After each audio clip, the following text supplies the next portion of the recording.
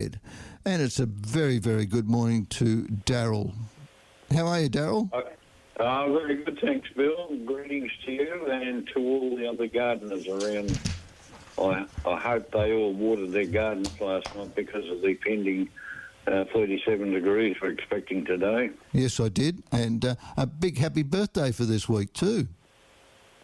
Thank you, Bill. And you watered the OBE. I've got that 3 years ago. Yeah, over bloody 80. Yeah. No worries at all. And have a good Christmas?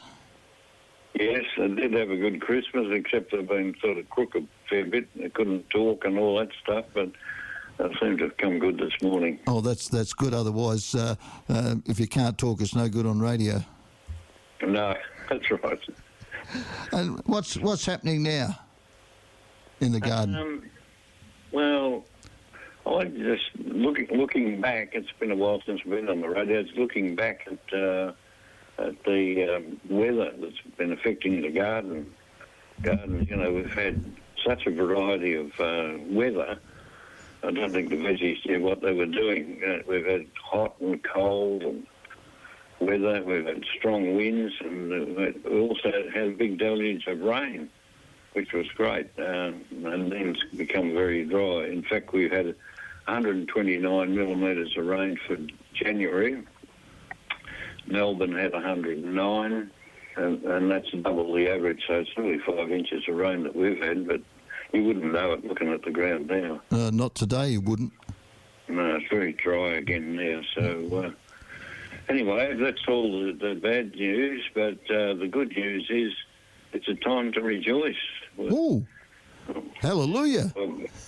That's right. We'll be able to harvest the results of last year's plantings. Great. We have to wait about 3 months to get the produce, but hallelujah, as I say, it's there again right now. It's time to fill the freezer again. Remember last year the possum knocked the cord out of ours and we lost it all. Yep. All our produce, and now we're able to start stacking it up again now, so that's really great. But having said that, you've got to remember, you've got to do what the ants do. They work very hard over this period of time, and they store the produce for the long winter ahead, and we can take a leaf out of their book, I believe. So that's what we're doing.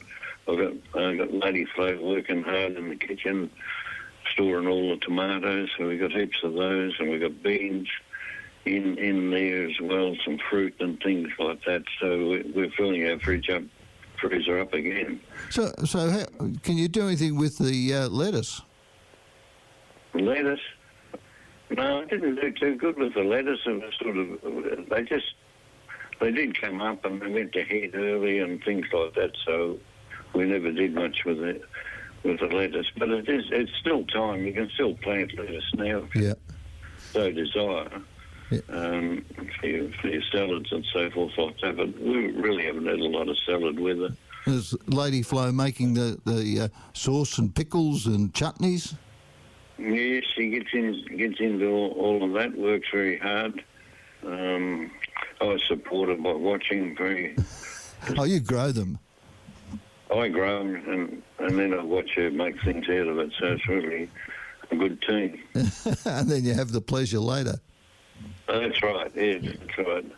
So now, like, we've waited a long time, so we got the tomatoes and they're ready to pick mostly.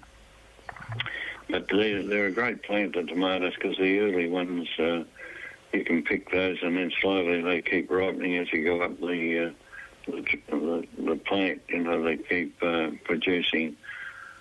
The green ones start to turn red, and you can eat those or store them and make things out of them. So they're a good plant, really, the way to do it. But a lot of people get alarmed with the leaves dying on the plants. You know, they generally start to die, that is, off the ground level, and go upwards from there. And I really wonder what the hell's wrong, you know? What can I do? What can I add to the soil? What can I do? Well, apart from watering and having put some manure in earlier, there's nothing much you can do. The plant's really done its full cycle of growing tomatoes, and they are starting to ripen slowly from the bottom up, of course. This ensures you get tomatoes over a longer period of time. So every plant has a life cycle. You know, they might last 3 or 4 months, some that last for years, but they produce, they're young, and they produce, and then they die. And as you were talking about, if you've got a bumper harvest of tomatoes, my next door neighbour's put in a lot of the small Italian ones and Romas, and he's giving us some green ones, and we put them on the shelf in the kitchen, which has morning sun, and they ripen up in 2 or 3 days. So you don't have to have red tomatoes when you pick them, do you? No, you don't. I usually wait till you get a little bit of a change in the colour, a little bit of pink and that coming into them, and you can pick them then and put them into a darker spot or with a little bit of light. Yep. They'll ripen then, that's for sure, Bill. Yeah. And what about your famous beans? Beans. I've got beans outside the bathroom window that are well over 10 foot tall now. So you're going to have a shower and pick them? Okay, I'll just about come in and talk to us. We're having a shower now. You've got to be careful. They send out runners pretty quick. They can attach to a lot of things, including yourself, I think. Anyway, look, they're very high and they're producing really well.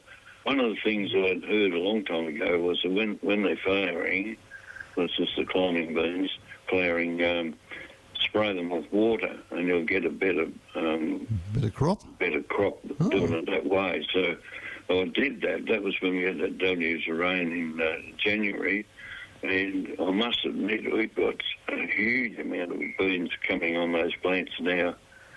Wow. And what kinds did you put in? I put in Blue Lake. They're a fantastic bean. They grow for over a long period of time, and the beans never get stringy. You know, you sometimes get stringy beans on your plate. Yep. Well, that doesn't happen with Blue Lake. They're beautiful to eat all the time, no matter what stage you pick them at. So the other ones are like the Purple King. You can get those in climbers as well. And they're a purple bean when you're picking them. Yep. And people think, oh, I don't want to eat those, that colour, you know.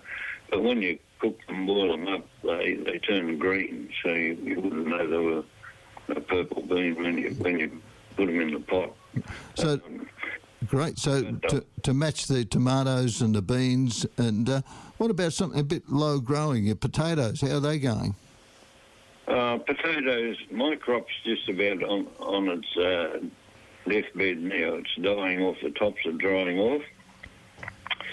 What you can do with potatoes, you can dig in and bandicoot underneath them and pick some new spuds earlier on, but leaving the plants still there to grow. Now when they're drying off, the tops are starting to dry off. The potatoes are matured, got harder, and will store well over winter. There's two things you can do. You can dig them up and put them in a cool, dark, dry spot, mm-hmm. or you can do what other people do, the old pioneers did. They leave them in the ground. You just need to mark where they are. The tops will be a dry stalk laying on the ground, but sometimes that disappears too. Oh, right. Leave the potatoes under the ground, and you can dig them as you require them. But you just got to make sure that all the spuds are covered with dirt, otherwise you'll lose them. They'll go green and then they're not edible. Not human edible anyway. If you dug them up and store them, how do you store them? Well, you can. We used to use the old potato bags, which were pretty heavy woven. The old Hessian. Yeah, Hessian stuff, and they'd stay pretty good like that if you keep them in a dry, dark spot. Right, dark spot's the clue, isn't it? that's the thing to do. Keep them in the dark. Yeah. Another way is you can put them into boxes with soil on them. Oh. But you need to get some really dry soil and sandy sort of type soil. You store them in sawdust? Not sure about that. I expect that would work. In thinking about it, yeah, I think that'd be worthwhile trying. Oh, give it a try and let us know. That's right. And anyway, yeah. That's the way we're storing ours this year. So see how you go. Yeah. So, but what you've got to be careful of is rats. RATS in capital letters. Exactly. They've become a big pest around the Melbourne gardens. People everywhere are talking about how do we get rid of the rats? How can we get rid of them without hurting them? Well, I don't know how to do that. But how's the cat? Well, the cats can only kill so many and eat so many. You can put one under each paw and one in his mouth, and that's it. More than 5 in the garden, he's in trouble. Well, friend, our next door neighbour grew some corn, and they were just coming into being ripe, and he thought the possums were getting at him, but I reckon it was rats because the possum climbing up a stalk of will probably break but rats just scarper up them. Corn. Yeah. They love corn. They'll get up over a couple of nights. They can strip a whole crop of corn out. Yeah, that's what they did. Yeah, and just disappear really quick. You know. And then white cockatoos will do it as well. They'll get stuck in them as well. Now you've also had some other vegetables destroyed by the rats and that are laying on the ground. Sorry, the what? You've had rats attack some of your other veggies too. Oh, yeah, the rats will... I had a fantastic pumpkin grown, something I'd never grown before, didn't really know what it was, but it looked fantastic, and I was really keeping an eye on that, and then one day I thought, why is all these pumpkin seed piled up outside the pumpkin?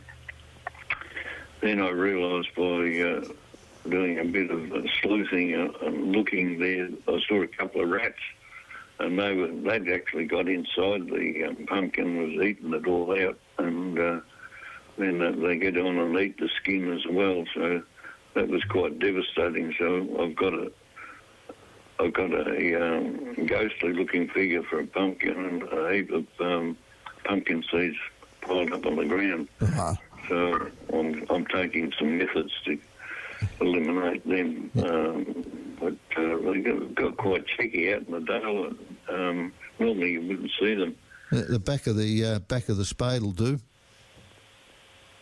Back of the stables? No, the back of the spade. Oh, that's if you can get at them. But they can sit there and twitch their nose at you because they know you won't whack at them because you're bugging the plant up. So yeah, they can hide under the pumpkin plant. But you've had other attacks in the garden, and not rats, but your fruit flies back. Yeah. The big drama now at the moment is fruit fly, the Queensland fruit fly. Just keep an eye on any stone fruit that you've got growing out in the garden, and have a look. If there's any holes in the fruit, or if you press on it, you'll find it's going soft. Some of them are really soft. And you take those off, you've got a pocket knife, you cut them open, and you'll find there's like little maggots inside the fruit, and that's the Queensland fruit fly. And what happens there is the fruit will fall on the ground and pupate into the ground and completely cycle them backward again for next year. So what you've got to do there, Bill, is you've got to pick up all the fruit that's on the ground, all the one that's on the tree that's going soft, and put them into a plastic bag with a bit of water in, not a lot, and leave those plastic bags out in the sun. They suggest for 2 days. I think that's quite adequate. But what I found, I had a couple had 2 peaches after the rats had a go at the peach tree. I had 2 beautiful peaches there, and I had a look, and then I saw the softness in them and pulled it off, cut them open, and it was a Queensland fruit fly that was in there. So what I've also found is that they're in the tomatoes. Oh, right. You could be getting tomatoes as well. So I picked those up, cut them in half, have a look and see what's going on, and then I boil the kettle and pour boiling water over the fruit, and then stick them into a plastic bag and leave them out in the sun, and then stick them into the green bins so they go away to the council, turn them into, manure. And it'd be a good day today to do it with the heat. Oh, a great day for it, yes. Now, what are you doing about preparing your gardens for autumn? Well, it's a good time now to clean out all the top growing part of the plants that are no good anymore. Dig the soil over, add some manure into it, any green manure, anything that's a waste that'll rot down, and dig it in. And the idea of that is that the water that comes in, when it does come in shortly, is that the water will get down deeper into the soil. Mm-hmm. That's where the plants really want it. They don't want it up the top. What you'll find is when you're watering plants is that if you stand there doing it by hand, you get a bit tired of it after a while, and you only really water down about an inch or so, maybe 2 inches into the soil, and you move on. But by getting the water down into the soil, when it will go in, it won't go into hard soil. So digging it allows the water to penetrate much deeper, and it retains itself down there. Once you've turned the soil over, evaporation isn't as great as what it is by just watering on top of the ground. So it's a good method to prepare for the autumn crops. And it looks like there's a chance of rain this week, so it's a good chance to get out on Monday and turn the soil over. Well, that's right. Yeah.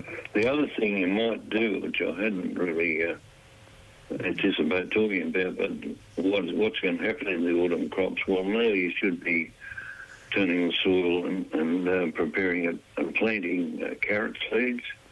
You can plant Nanty ones, which is a blunt-ended carrot, but they're a fantastic tasting carrot.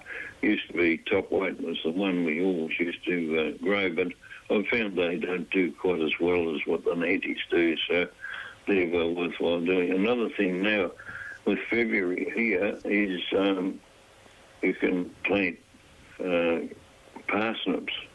Hollow crown is the best one to plant. They're a tricky plant. They take about 4 weeks to come up, which is you need to keep them damp. And you only plant them 1/4 inch under the ground, so you've got to cover it with either material that retains the moisture, cover them up so the sun doesn't really get to the ground, and diarise that ahead so that in about 3 weeks you take the top off and hopefully you've got parsnips growing. But they are hard to grow. You need to plant a lot of seeds in the row because they don't all mature into plants. So beautiful. All right, we've just about run out of time, and you've got one tip for the parents out there. Got one tip for what? The parents out there. It's about. Look. If you've been following the news and you see the devastation that's happened everywhere around Australia and the eastern coast with the floods and so forth, a lot of the garden produce has been spoilt and ruined completely. So expect some dearer plants to buy, fruit and veggies, and that become dearer. So what you need to do is teach the children how important it is to grow some veggies. Look, it doesn't matter whether you're in a unit or what you are. You can always grow something by putting dirt into some boxes and growing some certain things. But you must teach your children the importance of growing and eating vegetables, especially homegrown vegetables. Beautiful. There's a big difference between homegrown vegetable taste and what there is from a supermarket. Beautiful. Out of the garden, you just pick them fresh, or you keep them in your house, without putting spray and things on them. But from the supermarkets, and they have to do this. They have to put them into cold storage, and they do that early on. And this ruins the taste by the time they get out on the shelves and you take them home and cook them. They don't taste right. And this is why kids don't like vegetables. Beautiful. Send them round here and I'll give them some nice veggies to eat. No worries at all, mate. And thank you very much for coming on today. And we'll catch up with you in a month's time, and you'll be able to give us some more tips about what's happening in autumn. That's right. And I'll give you a rundown on how many rats I've killed. Okay, no worries at all. All right then, and how's Flo's cooking going? So you'll be able to give us a recipe soon one day. All right. Okay. Thanks a lot, Daryl. Catch up with you soon. Okay. Bye for now. Bye, Flo. See you all later. Thank you. Bye-bye. That was Daryl, and with his monthly garden